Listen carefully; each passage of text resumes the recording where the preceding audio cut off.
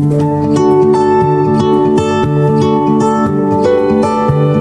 Alehem bersama manusia, kembali kita bertemu dalam Suara Sahabat Koci, dan kali ini kita akan membahas satu tema tentang mau ikut Tuhan atau tidak. Nah, sebelumnya kita akan satu pujian, ku di tanganmu. Ku di tanganmu.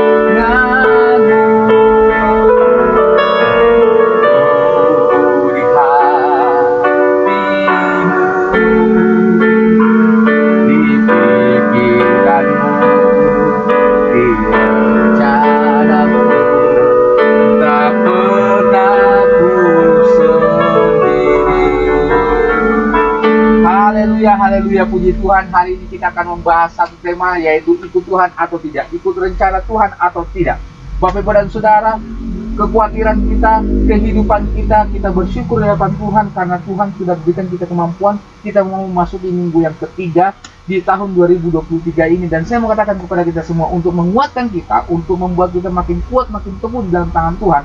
Maka kita akan belajar satu tokoh, yaitu Yunus, Bapak Ibu dan Saudara. Yunus pasal 1 ayat 1 sampai yang ke-17, kita akan melihat bagaimana Tuhan membentuk seorang Yunus yang kemudian mengubah dia menjadi seorang pribadi yang luar biasa, yang tadinya bersikeras, kemudian untuk tidak mau ikut Tuhan. Akhirnya apa? Tuhan proses dia untuk menjadi seorang pribadi yang luar biasa dan ikut rencana Tuhan. Dan Bapak Ibu dan Saudara, kita akan belajar 3 hal yang sangat penting untuk mendasari akan kehidupan kita supaya kita makin kuat, makin teguh, dan kemudian kita mau ikut rencana Tuhan. Karena Bapak Ibu dan Saudara, kalau kita baca bagian kebenaran firman Tuhan ini, Yunus adalah seorang yang di awal ketika dia dipanggil Tuhan, diingatkan Tuhan, dikasih tahu, "Hai Yunus, pergilah engkau, bangun dan pergilah ke kota Niniwe." Dan apa yang terjadi? Yunus memang mendengarkannya, tetapi dia melakukan hal yang terbalik. Hal yang di luar dugaannya itu apa? Dia pergi ke Tarsis, Bapak Ibu dan Saudara. Dia melarikan diri jauh dari hadapan Tuhan. Mengapa? Mungkin kita bertanya, kenapa nih Yunus seperti ini? Saya mau katakan kepada kita semua, Yunus juga tahu. Saat itu pasti kabar sudah beredar apa yang terjadi di Niniwe. Dan Bapak Ibu dan Saudara, saya mau katakan kepada kita semua, kekhawatiran, ketakutan yang dialami oleh Yunus adalah hal yang wajar, Bapak Ibu dan Saudara. Mengapa? Dia tahu bahwa di sana itu banyak orang yang bisa membunuh dia, bisa melakukan banyak kejahatan, melakukan tipu daya dan segala macam, Bapak Ibu dan Saudara. Dan itu yang ditakutkan oleh seorang Yunus. Dan saya mau katakan kepada kita semua, Yunus pun sebagai seorang manusia wajar, Bapak Ibu dan Saudara, mengalami ketakutan. Kita juga sama. Sampai detik ini manusia hidup dalam ketakutan, kekhawatiran. Dan orang kemudian saat ini kemudian begitu takut, resesi akan terjadi, kemudian banyak hal yang kemudian akan membawa kita kemudian takut, Bapak Ibu dan Saudara. Tapi saya mau katakan kepada kita semua, karena kita lupa bahwa kita punya Tuhan yang luar biasa, pencipta langit dan bumi. Haleluya. Dan rupanya Yunus juga sama. Dia lupa bahwa yang memanggil dia, yang menyuruh dia adalah Tuhan, pencipta langit dan bumi. Dia lupa bahwa yang memanggil dia adalah Allah, Tuhan Allah yang telah menciptakan langit dan bumi, Tuhan Allah yang telah membawa nenek moyangnya keluar dari tanah Mesir, Tuhan Allah yang membuat dia hidup sampai detik itu. Dan saya mau katakan kepada kita semua, ada 3 hal yang penting untuk kita belajar dari sosok Yunus ini. Yang pertama, Bapak Ibu dan Saudara, yang pertama adalah kita harus belajar mendengar. Iman timbul dari pendengaran, dan pendengaran akan firman Tuhan, Bapak Ibu dan Saudara. Dan saya mau katakan, hal ini juga harus kita lakukan dalam hidup kita. Kita harus mendengar dan melakukan. Kalau kita tidak melakukannya, ini bisa berimbas, Bapak Ibu dan Saudara. Ini yang tidak pernah dibaca, tidak pernah direnungkan oleh orang-orang Kristen, orang-orang pengikut Tuhan. Mengapa? Karena kadang menghindari. Nah, Bapak Ibu dan Saudara, kalau membaca ayat yang pertama sampai ayat yang ke-7, Bapak Ibu dan Saudara, kita bisa melihat bahwa ada 4 imbas. Ada 4 hal yang bisa berdampak kepada keputusan atau kemudian hal-hal yang kemudian kita menjauhkan diri dari kehendak Tuhan. Yang pertama, Bapak Ibu dan Saudara, jadi kalau kita mengambil keputusan harus hati-hati. Mengapa demikian? Karena kalau tidak didasari atas kehendak Tuhan, tidak didasari atas rencana Tuhan, saya mau katakan pasti fatal. Buktinya apa? Dalam ayat yang keempat, Bapak Ibu dan Saudara, kalau Bapak Ibu dan Saudara membacanya yang mengulang-ulang nanti, Bapak Ibu dan Saudara akan menemukan bahwa yang pertama, bahwa orang yang mengambil keputusan seperti Yunus yang salah berimbas kepada apa? Kepada lingkungan dan orang-orang dan fasilitas yang ada di sekitarnya. Bapak Ibu dan Saudara kebaca, Bapak Ibu dan Saudara ketika dia lari dari hadapan Tuhan, apa yang terjadi? Kemudian Tuhan marah dan menurunkan angin ribut. Apa yang terjadi? Kapal tersebut hampir hancur, Bapak Ibu dan Saudara. Artinya apa? Dampak yang pertama kepada fasilitas umum dan lingkungan. Angin ribut, lautnya menjadi mengamuk, Bapak Ibu dan Saudara. Jadi kondisinya menjadi tidak stabil, tidak seperti biasanya, tidak membawa ketenangan. Itu yang pertama. Yang kedua, dampak dari kesalahan daripada keputusan seorang Yunus yang tidak mau mendengar dan melakukan kehendak Tuhan adalah ketika itu berdampak kepada orang di sekitarnya. Apa yang terjadi? Orang di sekitarnya menjadi takut, saudara. Mereka berteriak minta tolong, tolong, tolong, tolong. Dan apa yang terjadi? Tidak ada pertolongan. Ini membawa dampak, Bapak dan Saudara. Orang semua menjadi ikut takut. Bayangkan kehadiran kita bukannya jadi berkat, malah jadi ketakutan. Yang ketiga, Bapak dan Saudara, kepada harta benda. Mau nggak mau mereka harus belajar mengambil keputusan untuk membuang semua harta benda mereka untuk meringankan kapal. Tapi itu tidak membantu sama sekali, Bapak dan Saudara. Mereka sudah mengeluarkan tenaga, kemampuan, keilmuan segala mereka sudah melakukan, tapi tidak ada yang berhasil. Artinya imbasnya, Bapak Ibu dan Saudara. Dan yang keempat, imbasnya kepada diri pribadi sendiri dari seorang Yunus, di mana dia harus disudutkan, dia harus kemudian menjadi tersangkanya, sudah diundi, Bapak Ibu dan Saudara. Dan terjadi apa? Dia, Bapak Ibu dan Saudara, mau lari kemana saja kalau kita sudah melakukan dosa. Maka Bapak Ibu dan Saudara, saya sarankan kepada kita semua, kembali kepada Tuhan, dengarkan dan lakukan kehendak Tuhan. Kalau tidak, engkau akan hidupmu makin hancur di hadapan Tuhan. Karena saya belum pernah melihat orang yang menjauh daripada Tuhan, orang yang kemudian daripada Tuhan menjadi sukses. Tidak ada. Selalu hancur. Dan kemudian saya mengatakan kepada kita semua, jangan pernah tidak mendengar dan tidak melakukan kehendak Tuhan. Itu berimbas kepada pribadi kita, lingkungan kita, fasilitas umum, dan banyak hal, Bapak Ibu dan Saudara. Jadi hati-hati. Sebagai anak Tuhan, sebagai pengikut Kristus, harus bisa mengendalikan diri, mendengar setiap rencana Tuhan, mendengar setiap kehendak Tuhan dalam hidup kita. Lewat apa? Baca Alkitab, renungkan kebenaran firman Tuhan, pujian penyembahan di hadapan Tuhan, bekerja, melakukan aktivitas dengan baik, bekerja keras, Bapak dan Saudara. Yang kedua, yang harus dilakukan oleh anak Tuhan sebagai pengikut Kristus supaya bisa ikut Tuhan dalam rencana Tuhan. Yang kedua adalah menerima setiap teguran, Bapak Ibu dan Saudara. Untuk apa? Untuk memperbaiki karakter kita. Ayat 8 sampai ayat yang ke-13. Dan saya mengatakan kepada kita semua, hal yang harus kita contoh dari seorang Yunus adalah ada 4 hal, Bapak Ibu dan Saudara. Dan ini menarik sekali. Waktu saya baca bagian kebenaran firman Tuhan ini, ayat 8 sampai ayat yang ke-13, saya menemukan bahwa Yunus memberikan teladan yang begitu luar biasa, baik terhadap orang pada saat itu, yang ada di kapal pada saat itu, dan kepada kita semua pembacanya hari ini. Mengapa demikian? Ada 4 hal. Yang pertama, Yunus ini tidak makin ego, tidak makin sombong ketika dia sudah disudutkan, dia ketahuan, dia ketika sudah diundi, dan dia kemudian ketahuan bahwa pembawa malapetakannya adalah dia. Yang dia lakukan adalah dia mengakui dosanya di hadapan orang-orang, Bapak Ibu dan Saudara, di hadapan orang-orang yang ada saat itu. Dan apa yang terjadi, Bapak Ibu dan Saudara? Yunus menceritakan semua bahwa ini adalah sumber malapetakannya dari saya, bukan dari yang lain, bukan dari kalian, tapi dari saya. Ada keinginan, kesiapan, sikap gentleman, kesiapan yang sungguh-sungguh mengakui dosa di hadapan Tuhan. Bapak Ibu dan Saudara, orang-orang yang siap mengakui dosanya, maka Tuhan akan turun tangan kemudian untuk memperbaiki hidupnya dan karakternya. Haleluya, puji Tuhan. Hal yang kedua yang dilakukan oleh Yunus adalah Yunus juga mengakui dosanya, Bapak Ibu dan Saudara, dan pelanggaran-pelanggarannya. Nah, ini luar biasa, Bapak Ibu dan Saudara, bahwa Yunus mengakui identitasnya. Dia mengakui bahwa dia adalah pengikut Tuhan, dia adalah seorang Ibrani, dia adalah pengikut Tuhan yang pencipta langit dan bumi. Dan orang-orang pada saat itu menjadi sangat takut, Bapak Ibu dan Saudara. Karena apa?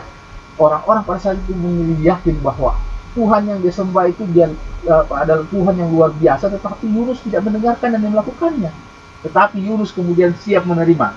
Dia katakan, buanglah saya supaya malapetaka ini tidak terjadi atas kalian. Bapak Ibu dan Saudara, kesiapan luar biasa. Yang ketiga, Bapak Ibu dan Saudara, Yunus juga siap menghadapi dan menerima hukuman atas dosa dan perbuatannya. Saya mau katakan kepada kita semua, orang Kristen suka banyak menghindari bagaimana Tuhan menghukum dan kemudian menegurnya, Bapak Ibu dan Saudara. Kadang kalau kita ditegur oleh firman Tuhan, kita ngambek. Kadang kalau kita ditegur oleh pendeta, kemudian kita pundung. Kadang kalau ditegur, Bapak Ibu dan Saudara, tidak siap lagi, tidak mau datang gereja, cari gereja lain. Saya mau katakan sikap-sikap seperti ini adalah sikap-sikap yang tidak siap untuk hidup berkenan di hadapan Tuhan. Mengapa? Karena dia akan selalu mencari kenyamanan, dan apa yang terjadi di ujungnya, dia tidak akan menemukan Tuhan. Yang terjadi adalah dia menemukan hal-hal duniawi yang kemudian hanya untuk memuaskan dirinya secara sementara dan temporal. Saya mau katakan kepada kita semua, Bapak Ibu dan Saudara, dimanapun Anda berada, suara sahabat Koti, belajar mengakui dosa dan siap menerima teguran Tuhan. Supaya apa? Karena teguran yang Tuhan kasih adalah teguran yang terbaik yang kepada dia. Dia tahu ukurannya, dia tahu rencananya. Ini yang terbaik, Bapak Ibu dan Saudara. Jadi nggak usah takut, Bapak Ibu. Yang keempat adalah tidak mau mengorbankan orang lain. Ini yang luar biasa. Jadi ada 4 hal yang luar biasa. Bahwa seorang Yunus yang ketika sudah diketahuan dia adalah biang kerok dari masalahnya, dia kemudian juga tidak mau mengorbankan orang lain. Dan ini yang harus kita teladani, bahwa ketika kita melakukan dosa, jangan ajak orang lain untuk melakukan dosa.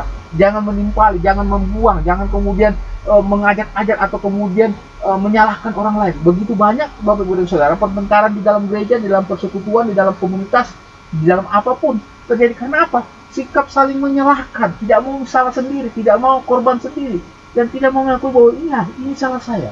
Saya mau katakan kepada kita semua, begitu banyak persekutuan, gereja hancur, atau apapun, relasi pun menjadi hancur, usaha bisnis apapun. Karena apa tadi? Karena sikap ego, kesombongan bangun. Tapi Yunus memiliki kerendahan hati yang luar biasa. Dia tidak mau mengorbankan, dia tahu bahwa dia adalah sumbernya. Dia mengorbankan hidupnya, siap menerima teguran, dan akhirnya apa? Tuhan memperbaiki dia, memberikan jalan yang terbaik yang luar biasa. Dan begitu ajaib Bapak Ibu dan Saudara, kalau kita baca tentang kisah Yunus ini, luar biasa Bapak Ibu dan Saudara. Didatangi oleh ikan besar, ditelan, menginap 3 hari Bapak Ibu dan Saudara di hotel yang berbeda, bukan di hotel yang enak, di dalam perut ikan Bapak Ibu dan Saudara. Baunya seperti apa? Saya yakin itu tidak enak. Tidak di dalam tidak ada sofa, tidak di dalam tidak ada bed cover yang enak Bapak Ibu dan Saudara, tidak ada selimut. Tapi inilah cara Tuhan untuk memelihara dia. Ini luar biasa Bapak Ibu dan Saudara. Dan patut kita kemudian meneladani bahwa orang-orang yang siap untuk hidup berkenan di hadapan Tuhan, hidup ikut akan kehendak Tuhan di tahun 2023 dan tahun-tahun selanjutnya dan hari-hari selanjutnya adalah orang-orang yang siap menerima teguran dan siap diperbaiki karakternya lewat proses yang Tuhan izinkan. Haleluya.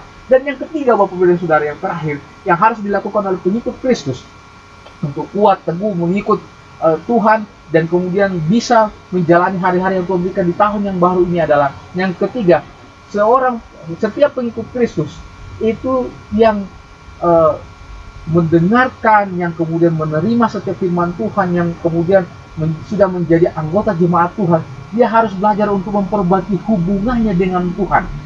Mengapa? Karena setiap dosa yang kita lakukan itu ada konsekuensinya.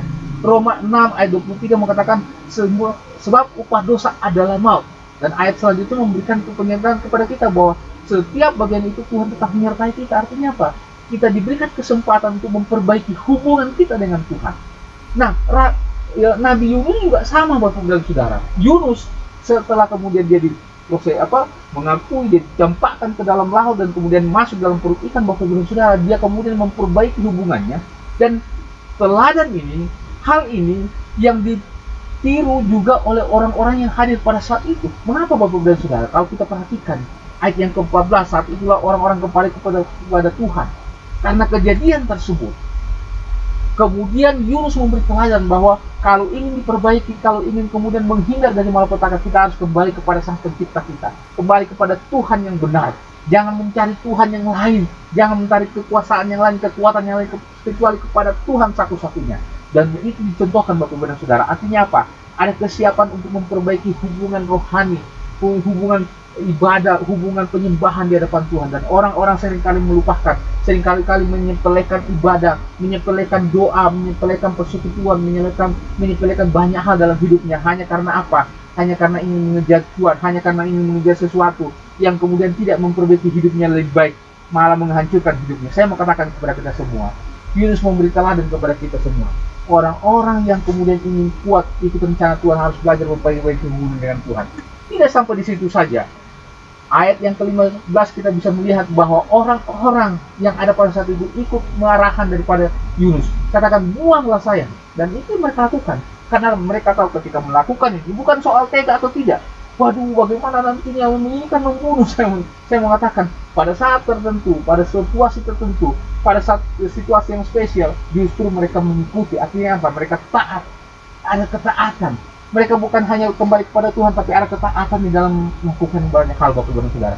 Ayat yang ke-14, orang-orang yang pada saat itu menjadi sangat takut bahwa kepada kuasa Tuhan dan tangan Tuhan. Bapak Ibu dan Saudara, kebaca ini menarik sekali Bapak Ibu dan Saudara. Kuasa Tuhan luar biasa. Ayat 16b, mereka kemudian bersyukur dan mempersembahkan korban sembelihan. Itu menunjukkan bahwa mereka ingin kemudian memperbaiki dirinya, memperbaiki hubungannya dengan Tuhan, dan itu luar biasa. Dan saya mau katakan, orang-orang yang kemudian siap untuk memperbaiki hubungannya dengan Tuhan, selalu siap juga untuk kemudian berkorban untuk kemuliaan nama Tuhan. Karena setiap pengorbanan yang kita berikan untuk kemuliaan nama Tuhan, pekerjaan Tuhan, Tuhan pasti kembalikan berlipat kali ganda, dan Tuhan pasti akan memberikan yang terbaik, jauh lebih baik dari yang kita pikirkan, Bapak Ibu dan Saudara. Dan apa yang kemudian ayat yang ke-16, setiap mereka berjanji dan bernasar, artinya ada komitmen yang kuat, ada militansi yang kuat. Dan saya mau katakan kepada kita semua, jemaat Tuhan yang ingin ikut rencana Tuhan dalam tahun-tahun dan hari-hari supaya terhindar dari kekhawatiran dan segala macam, Bapak Ibu Saudara, percaya pertolongan Tuhan adalah orang-orang yang siap berkomitmen untuk mengikut Tuhan, memperbaiki hubungan dengan Tuhan, dengan komitmen, dengan keinginan, dengan rasa bersyukur, dengan ibadah, dengan pujian dan doa, dan melakukan tugasnya dengan baik. Bapak Ibu dan Saudara, saya mau katakan kepada kita semua, suara sahabat Proci dimanapun Anda berada, 3 hal ini penting untuk melandasi kita makin kuat, makin teguh, menjalani begitu banyak kekhawatiran, ketakutan, sama seperti yang dialami oleh Yunus. Dia takut, dia kemudian khawatir, dia begitu merasa bahwa dia tidak mampu sebenarnya. Dia kemudian tidak mungkin kita kesana, ini cari mati, Bapak Ibu dan Saudara. Ini sama halnya bunuh diri. Tapi Tuhan yang berkuasa yang luar biasa. Kalau dia melakukannya, kemudian dia menyadarinya dan kemudian dia melakukannya. Rahasianya adalah mendengarkan dan melakukannya. Yang kedua, siap menerima teguran dan siap diproses Tuhan untuk memperbaiki karakter. Yang ketiga adalah memperbaiki hubungan dengan Tuhan. Suara sahabat Proci dimanapun Anda berada, biarlah kiranya kebenaran firman Tuhan menguatkan, menumbuhkan kita, membuat kita makin bersemangat, terbakar semangat kita, memperbaiki hidup kita untuk kemuliaan nama Tuhan dan untuk kemajuan kerohanian kita dimanapun Anda berada. Suara sahabat Proci, Shalom Elohim Besem Hamasiah, Tuhan Yesus memberkati. Haleluya.